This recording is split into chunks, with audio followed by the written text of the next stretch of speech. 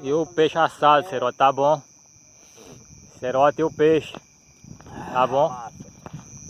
E aí, Clebinho, o peixe tá bom? Hoje tá primeira. E aí, o peixe tá bom? Oi, e aí? Olha, estamos aqui na fogueira, na beira da fogueira aqui. Olha. Só esquentando. Só esquentando. É, olha aí. Aqui, nós. Olha, sorote. Soró do fumo. Só Soró leva do fumo cigarro. só por trás, soró. Lá vem Cício. Está lá dentro Esse sal aí dentro da água, da ó. chikungunya.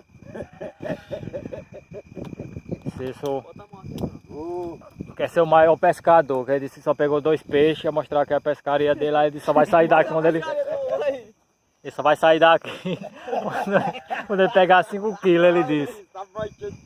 Nós chamando ele lá para ele ir embora, ele ali, ó, dentro do rio, só vai sair daqui quando pegar 5 quilos, ele disse.